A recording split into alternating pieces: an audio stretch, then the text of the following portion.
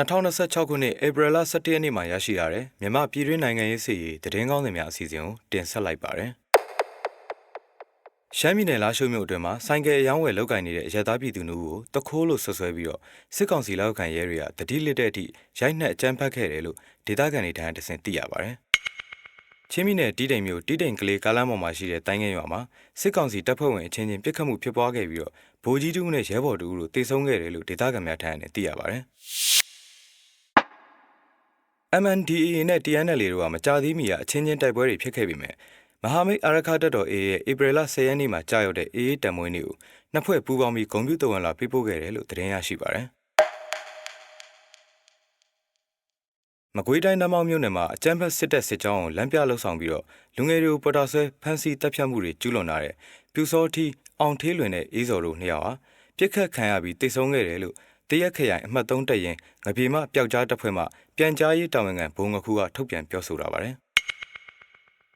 ပဲခူးတိုင်းဒေသကြီးနတ်တလင်းမြို့နယ်မှာရှိတဲ့ကျေးရွာတွေကိုအချမ်းဘတ်စစ်တပ်ကလေရင်တွေစက်တက်လေထီးနဲ့9ရက်ဆက်တိုက်ဘုံကျဲတိုက်ခိုက်ရမှာ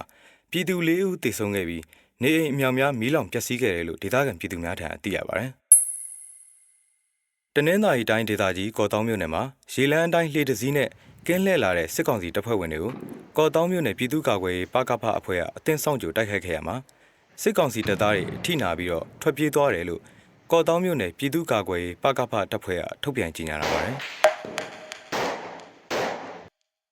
တော်လိုင်းရေးကာလကော်တူးလီပရိညာကိုအတည်ပြုပြီးတော့ကော်တူးလီတိုင်ပင်ခံကောင်စီနဲ့ကော်တူးလီအုပ်ချုပ်ရေးကောင်စီဖွဲ့စည်းပြီးစီကြောင်း KNU ဗဟိုကထုတ်ပြန်ကြေညာလာပါတယ်။မန္တလေးတိုင်းငစုံမြို့နယ်အတွင်းကာကင်းတာဝန်ထမ်းဆောင်နေစဉ်မိုင်းချို့ရွေမှုဖြစ်ပွားခဲ့ပြီးတော့မြင်းညံခရိုင်အမှတ်17တပ်ရင်းမှတပ်စုမှုရဲဘော်ကြောက်ဆောင်ကြာဆုံးခဲ့တယ်လို့အဆိုပါတပ်ရင်းမှထုတ်ပြန်ထားပါတယ်။စကိုင်းတိုင်းဒေသကြီးမုံရွာမြို့နယ်အနောက်မြောက်တိုင်းစစ်ဌာနချုပ်မှစကိုင်းမြို့တပ်မ33ကိုလူအင်အားပို့ဆောင်မှုထွက်လာတဲ့စစ်ရင်နဲ့မိုင်းဆွဲတိုက်ခိုက်ခံရလို့စစ်ကော်မရှင်တပ်သားတို့တိုက်ဆုံခဲ့ကြောင်းကို Area 71 Local People Defense Force မုံရွာတာဝန်ခံမှထုတ်ပြန်ထားပါတယ်။မန္တလေးတိုင်းဒေသကြီးတောင်တာမြို့နယ်မှာရှိတဲ့ပြည်သူတွေကိုအကြမ်းဖက်စစ်တပ်ကလိုက်လံဖမ်းဆီးပြီးတော့စက်တက်လေထီ drone တွေနဲ့ပုံကျဲလို့ကိုဝင်ဆောင်မျိုးသမီး2ဦးပါဝင်9ဦးသေဆုံးခဲ့ပြီးကျေးရွာ3ခုလည်းမီးရှို့ဖျက်ဆီးခံခဲ့ရကြောင်းဒေသခံပြည်သူများထံမှသိရှိရပါတယ်